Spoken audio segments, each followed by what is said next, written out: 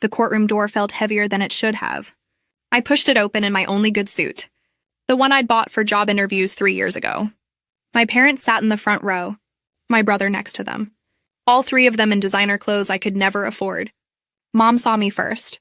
She leaned over and whispered something to Dad. He rolled his eyes. Actually rolled his eyes. Like I was an inconvenience. Like I was wasting their time by showing up to defend myself. Their lawyer shuffled papers, confident. The kind of confidence that comes with a $500 an hour retainer.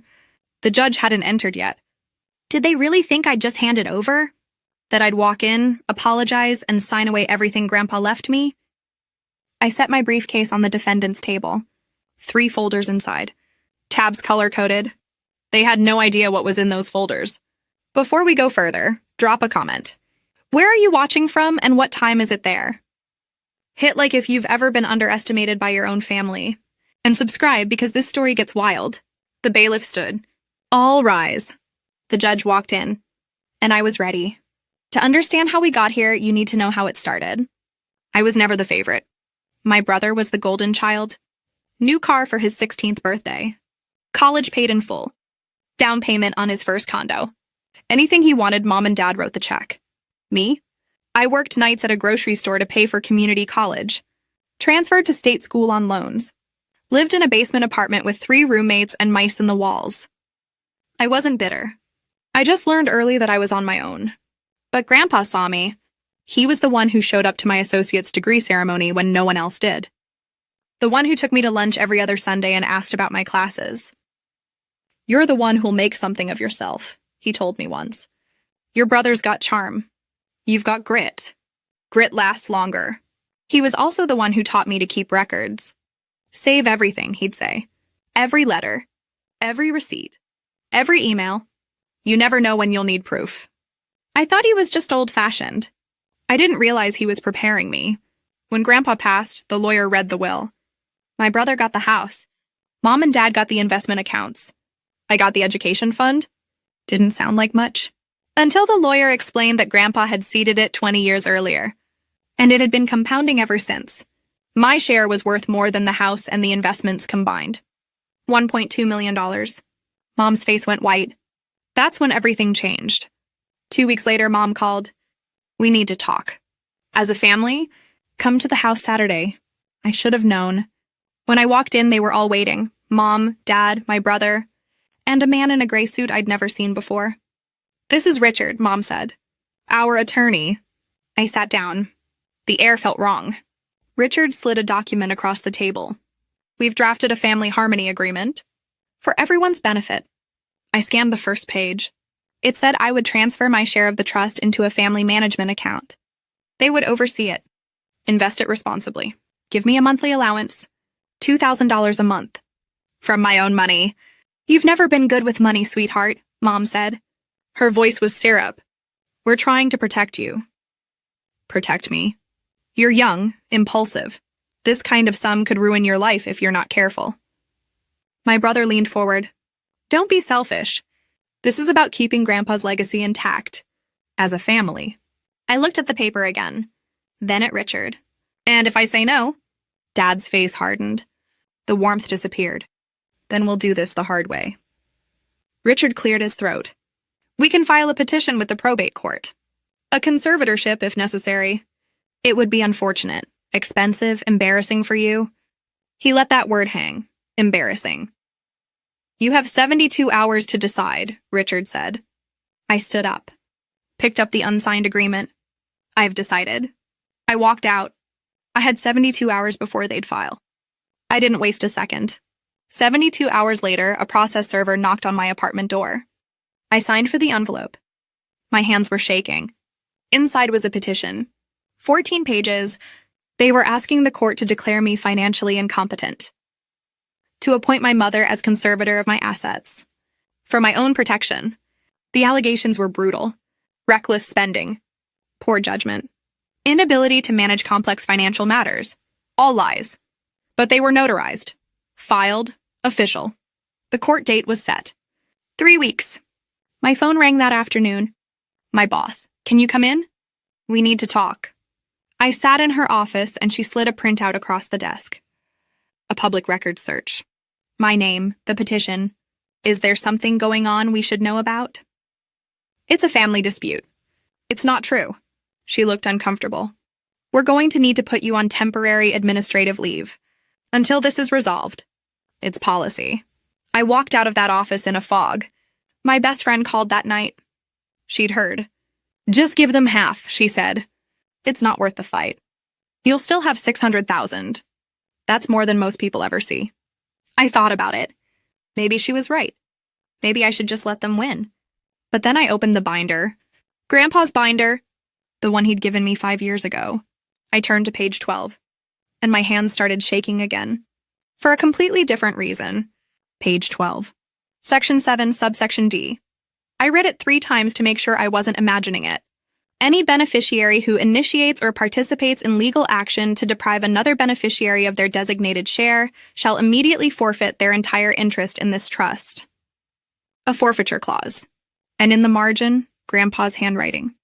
Blue ink, neat block letters. Keep this safe, kiddo. Trust but verify. He knew. Somehow he knew this might happen. I called Jake. He'd been in my study group in undergrad. Just passed the bar 3 months ago. Jake, I need you to look at something now. He came over. Read the clause. Read it again. This is enforceable, he said. If they're suing you to take your share, and this clause is valid, they forfeit everything. The house, the investments, all of it. Are you sure? I'm sure. This is nuclear. I drafted a letter that night. Certified mail. Copies to my parents, my brother, and Richard. It included 1 page. Section 7, subsection D, highlighted, and a note. You have 48 hours to withdraw your petition. If you proceed, the forfeiture clause will be enforced. You will lose everything Grandpa left you. I sent it at 6 in the morning. The deadline passed. They didn't withdraw. They doubled down. Richard filed an amended petition. This one was worse. Now they were claiming undue influence. That Grandpa wasn't mentally sound when he set up the trust. That I had manipulated him. They attached an affidavit from a doctor who'd seen Grandpa once, 4 years before he died. For a routine checkup. The affidavit said Grandpa had shown signs of confusion. It was a lie. But it was notarized. Then my brother posted on Instagram a photo of Grandpa, smiling, from a family Christmas 10 years ago. The caption read, protecting his true wishes from those who would twist them. Family is forever. The comments poured in. People I'd gone to high school with. Cousins. Friends of friends. She always seemed off. Money changes people. Praying for your family. My phone wouldn't stop buzzing. 2 days later, HR called again. We're extending your leave. Pending resolution of the court case. For how long? Indefinitely. The court date was 1 week away. I couldn't sleep. Couldn't eat. Every time I opened social media, there was another post. Another comment. I sat at my kitchen table at 2 in the morning, staring at the binder. If they wanted to play dirty, I had something they didn't know about. Something that would end this. I opened the binder to the trust amendment they'd submitted to the court. And I compared it to my original. The dates didn't match. Neither did the notary seals. I laid both documents side by side. The amendment my parents had submitted claimed Grandpa wanted all assets consolidated for family harmony and unified management.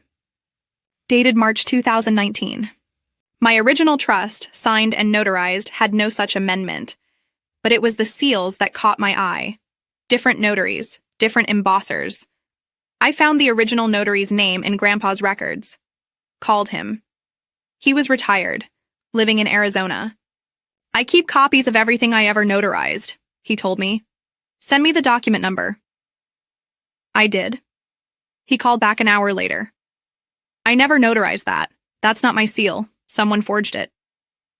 He sent an affidavit that afternoon. Then I paid $300 for a forensic document examiner. The report came back in 4 days. The signature on the amendment was digitally traced. The paper stock was manufactured in 2022. 3 years after the alleged signing date. It was a forgery. My family hadn't just tried to steal from me. They'd committed fraud. I sat in my apartment holding the report. And for the first time, I understood. This was never about family harmony. It was desperation, and I needed to know why. I started digging. Public records are more accessible than most people think. My brother's startup, the one Mom and Dad had been so proud of. I searched the business registry, dissolved, 6 months ago. I found a lawsuit, unpaid vendors, a default judgment for $340,000. Then I searched my parents' address. Foreclosure notice, public record, $485,000 owed. 90 days to pay or the bank takes the house. I pulled Dad's investment account. He'd mentioned it once at a family dinner years ago. Publicly traded enough that I could track it. Liquidated, margin call, wiped out. I checked Mom's LinkedIn, recent activity. She'd been liking posts about debt consolidation, retirement planning for people over 60. The math was simple. My brother's business failure, $340,000. The foreclosure, $485,000. Their combined trust shares, $670,000.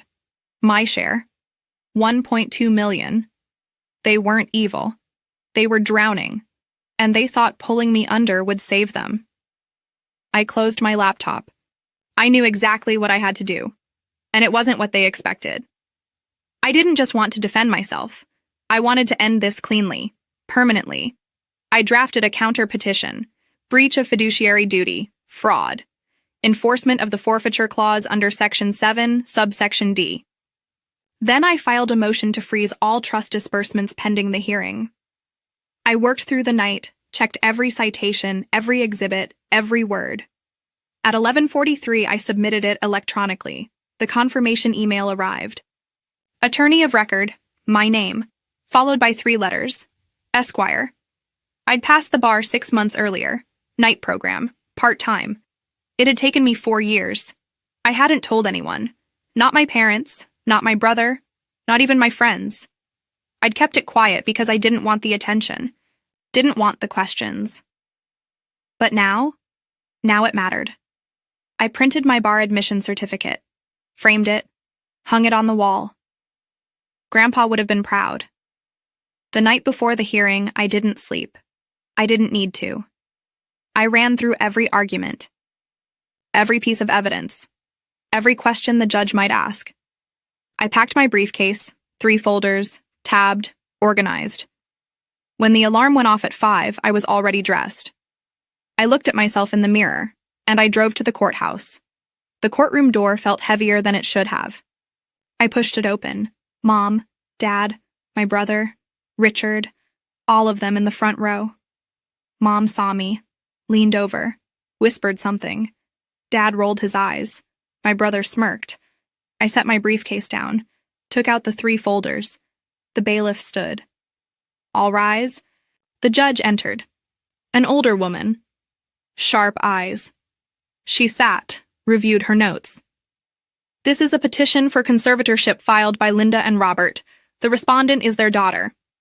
I see we also have a counter petition filed by... She paused, looked up at me. Miss, are you represented by counsel or are you appearing on your own behalf? I stood. Your Honor, I'm counsel of record. I was admitted to the bar in January of this year. The courtroom went silent. Richard's face drained of color. My mother's mouth opened. My brother stopped smirking. The judge nodded. Proceed. I opened the first folder. Your Honor, I'd like to present 3 exhibits. First, Section 7, subsection D of the trust, the forfeiture clause. I handed a copy to the clerk. She passed it to the judge. This clause clearly states that any beneficiary who initiates legal action to deprive another beneficiary forfeits their entire share. The judge read it, looked at Richard. Counselor, were you aware of this provision? Richard stammered. Your Honor, we were focused on our client's legitimate concerns about... Were you aware? We were recently made aware, yes. I opened the second folder. Second exhibit, the trust amendment submitted by the petitioners, claiming my grandfather wanted unified asset management. I placed it on the overhead projector. Third exhibit, a notary affidavit and forensic document analysis.